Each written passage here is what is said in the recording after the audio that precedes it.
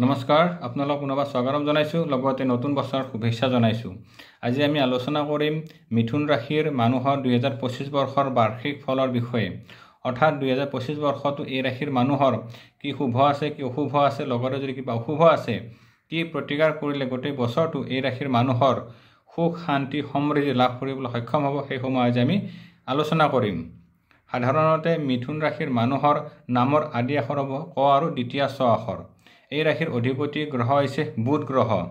এই ৰাশিৰ মানুহ সাধাৰণতে হয় আনন্দমনৰ ভ্ৰমণপ্ৰিয়, সাহিত্য সংগীতযুক্ত, লিখক বৃত্তিৰ লগত জড়িত হয়।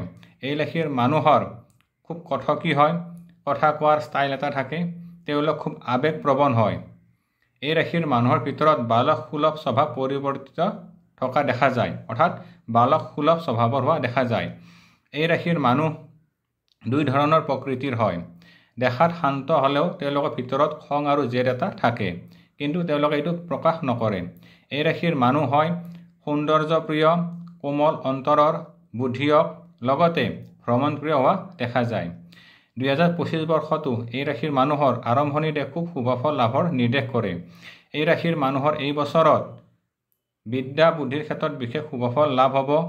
লগতে যিসকল ষ্টুডেণ্ট আছে বা শিক্ষাৰ্থী আছে, এই বছৰত তেওঁলোকে অকণমান চেষ্টা যত্ন কৰিলে খুব ভাল ৰিজাল্ট কৰিবলৈ সক্ষম হ'ব। এই ৰাশিৰ মানুহৰ কিন্তু মনটো কিছু চঞ্চল হোৱাৰ বাবে কৰ্মবিদ্যাত কিছু বাধা দেখায়, গতিকে মনটো স্থিৰ কৰি তেওঁলোকে যদি পঢ়া শুনা কৰে বিশেষ শুভফল লাভ হ'ব। এপ্ৰিল মাহৰ পিছত এই ৰাশিৰ মানুহৰ যিহেতু বৃহস্পতি গ্ৰহ ৰাশিত অৱস্থান কৰিব, ইয়াৰ পিছত তেওঁলোকৰ বিদ্যাৰ ক্ষেত্ৰত বিশেষ শুভফল দেখা যায়। এপ্ৰিল মাহৰ পিছত এই ৰাশিৰ মানুহৰ কৰ্ম ভাগ্য ক্ষেত্ৰত বিশেষ পৰিৱৰ্তন হোৱা দেখা যায়। যিসকল ব্যক্তিয়ে কৰ্মৰ ক্ষেত্ৰত চেষ্টা কৰি আছে, তেওঁলোকৰ এই বছৰত কৰ্মলাভৰ যোগ সূচাই আছে। অৰ্থাৎ বিজ্ঞান, শিক্ষা, লগতে সাংবাদিকতা, বেংক বিষয়ত এই ৰাশিৰ মানুহৰ কৰ্ম সংস্থাপনৰ যোগ দেখুৱায়। এই ৰাশিৰ মানুহে অতি সহজে এই বছৰ নিজৰ ভাগ্যৰ চেষ্টাৰ বলত নিজস্ব কৰ্মক্ষেত্ৰ লাভ কৰিবলৈ সক্ষম হ'ব। অৰ্থাৎ যি বিষয়ত তেওঁলোকে কৰ্ম লাভ কৰিব বিচাৰে, অকণমান চেষ্টা কৰিলে সেই বিষয়ত কৰ্ম লাভ কৰিবলৈ সক্ষম হ'ব। এই ৰাশিৰ মানুহৰ স্বাস্থ্যৰ ক্ষেত্ৰত কিছু যত্নৰ আৱশ্যক হয়। পূৰ্বৰ তুলনাত এই বছৰ তেওঁলোকৰ স্বাস্থ্যৰ উন্নতি হ'ব, যদিও সাধাৰণতে চৰ্দি কফ, নাৰ্ভজনিত সমস্যা, মূৰৰ বিষ, লগতে পেটৰ কিছুমান সমস্যাত ভুগিব পাৰে। হঠাৎ এই ৰাশিৰ মানুহৰ দুৰ্ঘটনা হ'ব পাৰে, গতিকে যান বাহনৰ ক্ষেত্ৰত বা ভ্ৰমণৰ ক্ষেত্ৰত কিছু সাৱধান থকাটো উচিত। এই ৰাশিৰ মানুহৰ আৰ্থিক দিশত এই বছৰ বিশেষ শুভ হ'ব। লগতে মে' মাহৰ পিছত এই ৰাশিৰ মানুহৰ যিহেতু ভাগ্যৰ পৰিৱৰ্তন হ'ব, তেওঁলোকে ভাগ্যৰ বলত বিভিন্ন ধৰণৰ সম্পত্তি লাভ কৰিবলৈ সক্ষম হ'ব, যেনে যান বাহন লাভ, গৃহ লাভ, ভূমি লাভ, লগতে দূৰ ভ্ৰমণৰ যোগ দেখুৱায়। মনৰ আশা এই বছৰ তেওঁলোকৰ পূৰ্ণ হ'ব। যিসকল বিবাহ প্ৰাৰ্থী আছে, যাৰ বিবাহৰ ক্ষেত্ৰত বাৰে বাৰে বাধাপ্ৰাপ্ত হৈ আছিলে, এই বছৰ তেওঁলোকৰ বিবাহৰ যোগটো প্ৰবল আছে আৰু খুব ভাল পাত্ৰ পাৰ্টীৰ লগত বিবাহৰ যোগটো সূচায়। যিসকল বিদ্যাৰ্থী বিজ্ঞান বিভাগ বা খেল বিভাগত চেষ্টা কৰি আছে, তেওঁলোকৰ ক্ষেত্ৰত বিশেষ শুভফল লৈ আহিছে। সংগীতৰ লগত জড়িত ব্যক্তি এই বছৰ ৰাষ্ট্ৰীয় আন্তঃৰাষ্ট্ৰীয় পৰ্যায়ত নিজৰ প্ৰতিভা বিকাশ কৰিবলৈ সক্ষম হ'ব। লগতে এই ৰাশিৰ মানুহৰ এই বছৰ আৰ্থিক ভাগ্য বৃদ্ধিৰ যোগ দেখুৱায়। কিন্তু এই ৰাশিৰ মানুহৰ যিহেতু অৰ্থৰ ক্ষেত্ৰত কিছু পাপগ্ৰহৰ দৃষ্টি আছে, গতিকে টকা যেনেকৈ আহিব ঠিক তেনেদৰে খৰচীয় হ'ব। গতিকে খৰচৰ ক্ষেত্ৰত কিছু চাই চিতি চলাটো উচিত। এই ৰাশিৰ মানুহে আনক উপদেশ দি ভাল পায়, কিন্তু নিজেও সেই উপদেশসমূহ মানি চলাটো উচিত।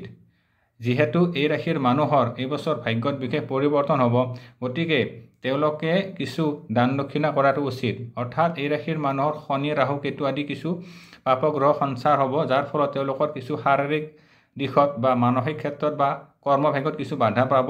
তাৰ বাবে এই ৰাশিৰ মানুহে যদি বুধবাৰলৈ গণেশ মন্দিৰত ধূপ চাকি জ্বলায়, তেতিয়াহ'লে বিশেষ শুভফল লাভ হ'ব। গণেশ মন্দিৰত তেওঁলোকে যিকোনো বস্তু দান কৰিলে শুভ হয়। লগতে দুখীয়া মানুহ বা সৰু বালকক যদি ফল মিঠাইৰ লগতে খেলা বস্তু বা পিন্ধা বস্তু দান কৰে, তেতিয়াহ'লে তেওঁলোকৰ বিশেষ শুভ হ'ব।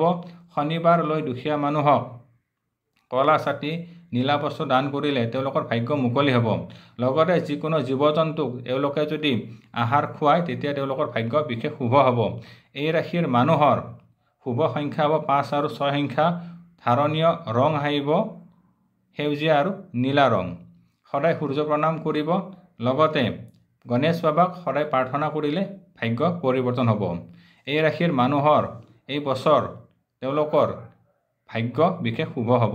অৰ্থাৎ আমি যদি চাব যাওঁ 2025 বৰ্ষটো তেওঁলোকৰ মিশ্ৰিত ফলৰে ভাল হ'ব, পাৰ হ'ব। লগতে যিসকল ব্যৱসায় কৰিব বিচাৰি আছে তেওঁলোকে ব্যৱসায়ৰ ক্ষেত্ৰত বিশেষ শুভফল লৈ আহিছে।